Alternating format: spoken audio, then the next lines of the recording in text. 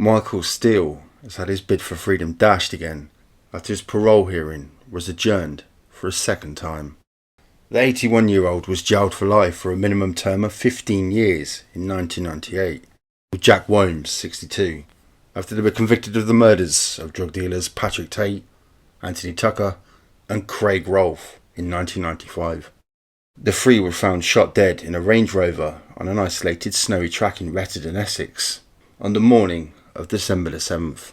Steele's current parole hearing started last May 2023, with a decision expected in July, but the case was adjourned and resumed on May the 9th. However, the hearing did not conclude, and it has again been adjourned to an unknown date with no reason for the delay released.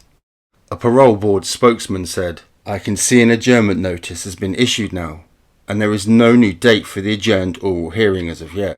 I'm afraid I can't go into the reasons for adjournments, but it is often that the panel required further information."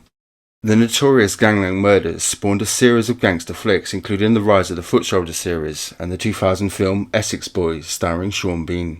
Both Wombs and Steele have always insisted they are innocent, but a series of appeals and application to the CCRC, the Criminal Case Review Commission, have been unsuccessful. Once the parole hearing resumes, if his release is not approved, he could be moved to an open prison if it is deemed to be safe. Jack Wombs was released in 2021, but has never spoken of the case, with his lawyers insisting he is under strict licence conditions not to speak to the press.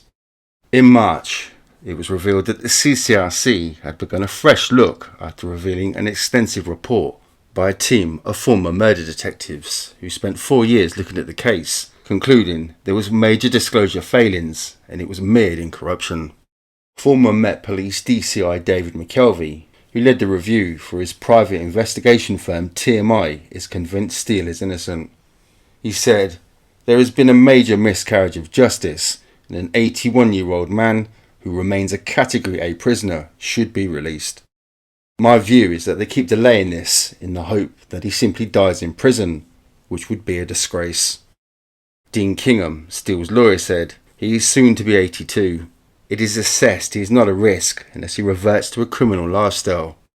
He meets the board's statutory release test that it is no longer necessary for the protection of the public that he remains confined. The Ministry of Justice are seeking to justify him remaining in closed conditions to assess personality work for personality traits, which we are arguing has no relevance to his current or future risk."